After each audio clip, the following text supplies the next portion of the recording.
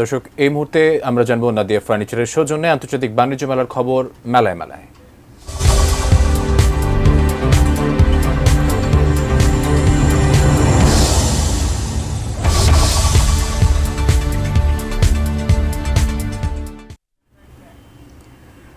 দর্শক, মেলা প্রাঙ্গণ থেকে সরাসরি এখন আমাদের সাথে যুক্ত হচ্ছেন আমাদের নারায়ণগঞ্জ প্রতিনিধি হাসান মজুমদার বাবলু, আপনি জানাবেন, একদিকে আজ ছুটির দিন এবং দ্বিতীয়ত আগামীকালকে বাণিজ্য মেলা শেষ হয়ে যাচ্ছে।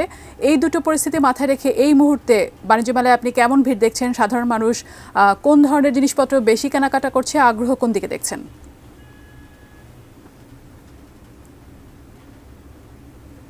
যেমনটি বলছিলেন যে আজ কিন্তু বাণিজ্য মেলার ছুটির দিন চলছে।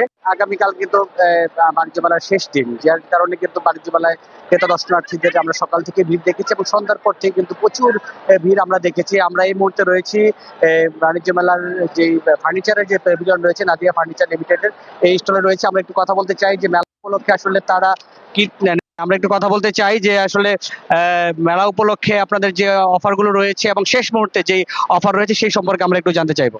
অফার আমরা প্রতিটা কাস্টমারের জন্য যেটা রেখেছি সর্বোচ্চ 12% ডিসকাউন্ট, এটা আমাদের শোরুম প্লাস মেলাতে রেখেছি। মেলাতে এই সময় আমরা প্রচুর পরিমাণে ভিজিটর পাচ্ছি, এটা একটা ভালো দিক আমাদের জন্য। বাট সেরকম আসলে ক্রেতা আমাদের এই বছর তেমন একটা পাওয়া হয়নি। তো আমরা অনেকগুলো ভিজিটরকে আমরা আমাদের খেতে পারছি। হয়তো সামনের বছরের জন্য কিছু আইডিয়া আমরা পেয়েছি, হয়তো আগামী বছর আমরা ভালো কিছু নতুন আরো কিছু নিয়ে আসতে পারবো। আর আমরা আরো চাচ্ছি যে কাস্টমার যদি যারা আমাদের এখানে মেলায় আসতে পারে নাই, বিভিন্ন শোরুমে তারা আমাদের যে ঢাকার যে কোনো নিয়ারেস্ট যে শোরুম গুলো আছে সেখানে সেম অফারটাকে পাবে। আগামীকালকে আমাদের মেলা শেষ দিন, আশা করি আগামীকালকেও এই আজকে যে পরিমাণ লোকের ভিড় হয়েছে, আমরা আশা করি শেষ দিন হিসেবে তার থেকে আরো ভালো আমরা আশা করতেছি।